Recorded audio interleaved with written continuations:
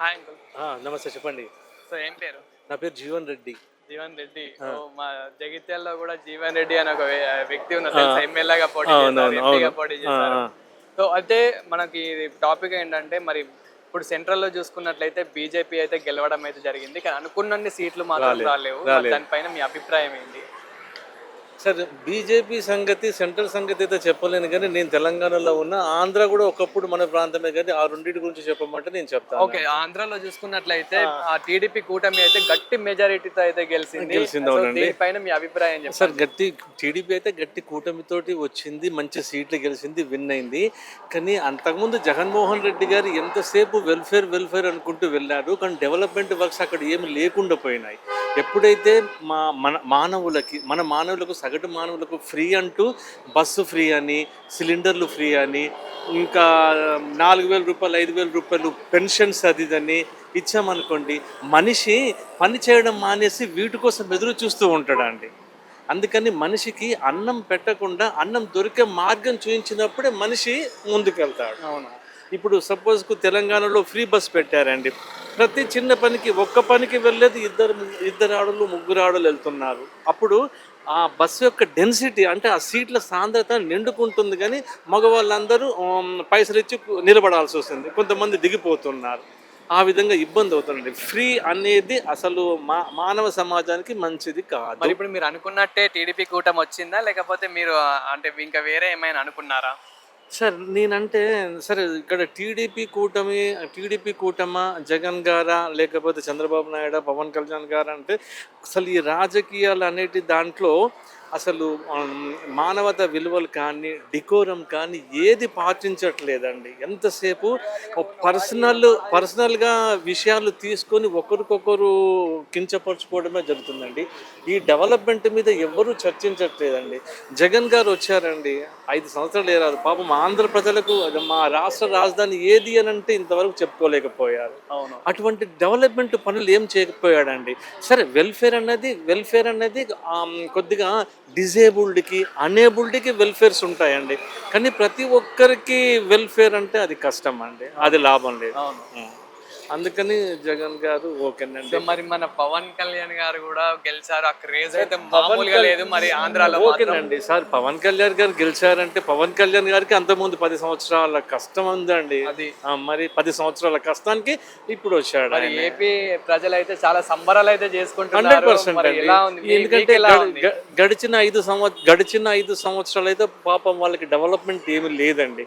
కనీసం ఇప్పుడైనా డెవలప్మెంట్ వచ్చి మా ఆంధ్ర బాగుపడుతుంది, మాకు కూడా ఒక రాజధాని ఉన్నది, మాకు కూడా అన్నిట్లో మేము ముందుంటాము. ఎందుకంటే పాపం ఆంధ్ర వాళ్ళు కూడా తెలంగాణ నుంచి విడిపోయి వాళ్ళు కూడా కొద్దిగా వెనకబడి దాని లెక్క ఉన్నారు కదండి. అందుకే వాళ్ళకు కొత్త గవర్నమెంట్ రావాలి, డెవలప్మెంట్స్ ఇవ్వాలి సార్. వెల్ఫేర్ అనేది చాలా తక్కువ అర్హులకే ఇవ్వాలి అండి. సంక్షేమం అనేది సాప్స్ అంటారు, ఇంగ్లీష్లో సాప్స్ అంటారు, అవి అర్హులకి, డిజేబుల్డ్కి, అనేబుల్డ్కి మాత్రమే ఇవ్వాలండి, అందరికి వద్దు. మొన్న చంద్రబాబు నాయుడు గారు పెట్టారనుకుంటే మళ్ళీ తను ఫ్రీ బస్ పెట్టారండి. నెక్స్ట్ 4,000 5,000 చేశారు, పెన్షన్ చేశారు. ప్లస్ ప్రతి ఒక్క ఇంటి ఆడపిల్లకి 1,500 అంటూ ఇచ్చారు. ప్లస్ 3వ సిలిండర్లు 2వ సిలిండర్లు ఫ్రీ అంటూ ఇచ్చారు. ఇంకా అవన్నీ ఇస్తే ఇంకా ఏముంటుందండి.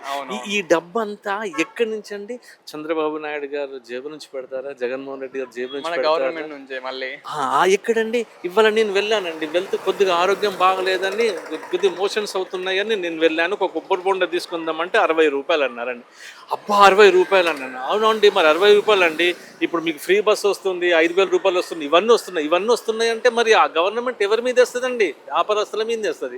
వ్యాపారస్తుడు ఎవరి మీద వేస్తాడు?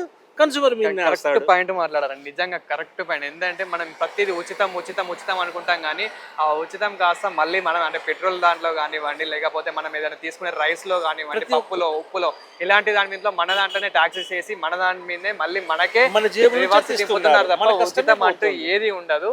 సో అంటే మీరు ఉచితం అనుకుంటున్నారు, కానీ మీరు బయట చేసే ఒకప్పటికి ఇప్పటికి రేట్లు ఎట్లున్నాయి ఇప్పుడు మీరే కంపేర్ చేసుకోండి. ఈ ఉచితాలకు, ఈ వెల్ఫేర్లకు ఇవ్వాల్సిన డబ్బంతా గవర్నమెంట్ అప్పు తీసుకోవడము, మన మీద అప్పేయడము, రేట్లు పెంచడము, ఏదో ఒకటి చేసి మన నుంచే కనీసం 100% కాకపోయినా ఓ 50 to 60% అన్న మన నుంచి లాగొద్దు. ఇప్పుడు ఉన్న వాళ్ళు ఉంటారు, ధనవంతులు ఉంటారు, పెద్ద పెద్ద వ్యాపారాలు చేస్తూ ఉంటారు, వాళ్ళు కూడా నంబర్ ఆఫ్ టాక్సెస్ కడతారు. మళ్ళీ ఇదంతా ఎవరికి ఉచితం కిందనే పోతుంది. కనుక అసలు మనిషికి ఉచితము అనేది పనికిరాదండి. సో ఇక్కడైతే మన తాత అయితే ఉన్నాడు. అంటే తాత అయితే మనకి ఎప్పుడో చెప్పాడు ఇన్ని సీట్లు దీనికైతే రావడం అయితే జరుగుతుందని అయితే చెప్పాడు. అన్నట్లు అంటే చెప్పినట్లే జరిగింది. మన పాత వీడియోలో అయితే చెప్పినట్లే జరిగింది. అలాగే ఇప్పుడు తాత అభిప్రాయం ఎలా ఉంది ఏంటి అనేది తాత మాటలను తెలుసుకుందాం. హాయ్ తాత, ఎలా ఉన్నారు? బాగున్నారా? చాలా బాగున్నాం. మరి మీరు చెప్పినట్టే ఎలక్షన్ లో అయితే అనిపించింది. మరి ఇప్పుడు ఏపీలో చూసుకున్నట్లయితే టీడీపీ కూటమి అయితే భారీ మెజారిటీ గెలిచింది. దాని మీద మీరు ఇప్పుడు ఏం మాట్లాడతారు? ఎందుకంటే అటు ఐదు సార్లు సీఎం చేసింది కదా చంద్రబాబు. అది అభిమానంతో కొంచెం ఏదో వన్ సైడ్ మొత్తం అయిపోయింది. ఈ వైఎస్ జగన్ ఏమంటే రౌడీల టైప్లా అవి పబ్లిక్లా ఇది అయిపోయింది. కాబట్టి ఇక పాత్రలు కాబట్టి ఇక వన్ సైడ్ మొత్తం మళ్ళీ పవన్ కళ్యాణ్ ఇంకా మస్తు వచ్చింది. ఇంత ముందు రాలే కానీ ఇప్పుడైతే మంచి సీట్లు వచ్చింది దానికి. ఎలా అనిపిస్తుంది మరి పవన్ కళ్యాణ్ గారు గెలిచినందుకు? ఎలా అనిపిస్తుంది? దానికి కొంచెం సెంటిమెంట్ ఆగిపోయింది, లేకుంటే టీఆర్ఎస్ లెక్క అవుతుంది. అంతే, టీఆర్ఎస్ సెంటిమెంట్ ఖతం అయిపోయింది, ఒకటి ఇంకా రాలే కదా. అవును, అదే పవన్ కళ్యాణ్ ఇక సెంటిమెంట్ ఆగింది, లేకుంటే ఇప్పుడు పోతుండే టీఆర్ఎస్ పోయినట్టే. అదే ఇక్కడ చూసుకున్నట్లయితే కనుక మనకి 17 పార్లమెంట్లలో ఒక్క సీటు కూడా బీఆర్ఎస్ కి అయితే రాలేదు. మరి దానిపైన మీరు సెంటిమెంట్ లేదు, అయిపోయింది. ఒకసారి సెంటిమెంట్ పోతే అది పోతా ఉంటది.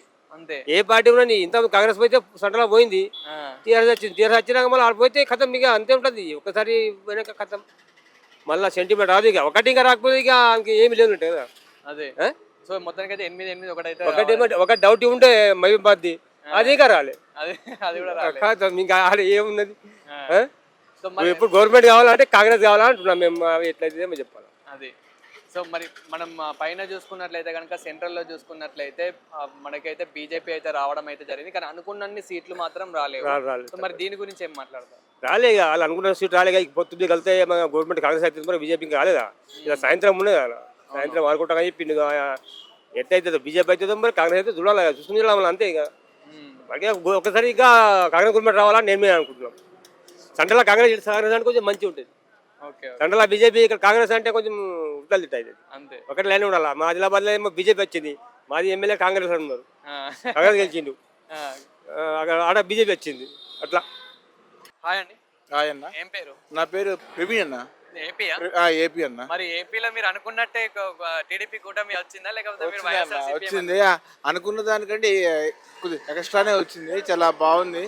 ఇప్పుడు ఓకే, అంతా గుడ్, ఆల్ ఈజ్ గుడ్. ఎలా ఉంది మరి మీకు? అంటే అక్కడ సెలబ్రేషన్స్ ఎలా జరుగుతున్నాయి? సెలబ్రేషన్స్ మెయిన్లీ ఇక్కడ మ్యాన్ ఆఫ్ ది మ్యాచ్ ఎవరికంటే అన్న పవన్ కళ్యాణ్ అన్న. పవన్ కళ్యాణ్ వల్లే ఇది ఎన్డీఏ కూటమి గెలిచింది, చాలా బాగుంది. అదొక్కటే చెప్పగలుగుతా. పవన్ కళ్యాణ్ పోటీ చేసిన ప్రతి నియోజకవర్గం విన్ అయింది 21-21. దేశంలో కూడా ఎక్కడ ఇంత 100% స్ట్రైక్ రేట్తో ఎక్కడ లేదు. ఫస్ట్ థింగ్ చాలా బాగుంది.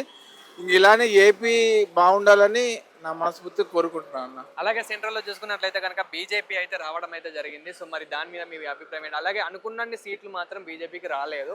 మీ అభిప్రాయం ఏంటి? నా అభిప్రాయం ప్రకారం అన్న మా ఏపీకి స్పెషల్ స్టాటస్ రావాలన్న.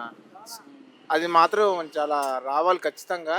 ఇప్పుడు బాబు పవన్ కళ్యాణ్ ఇద్దరం కలిసి ఉన్నారు కాబట్టి ఏపీకి స్పెషల్ స్టాటస్, అదేదో ఇన్సెంటివ్స్ అంటారు కదా, అవి కూడా ఇచ్చేస్తే చాలా బాగుంటుందని నా అభిప్రాయం.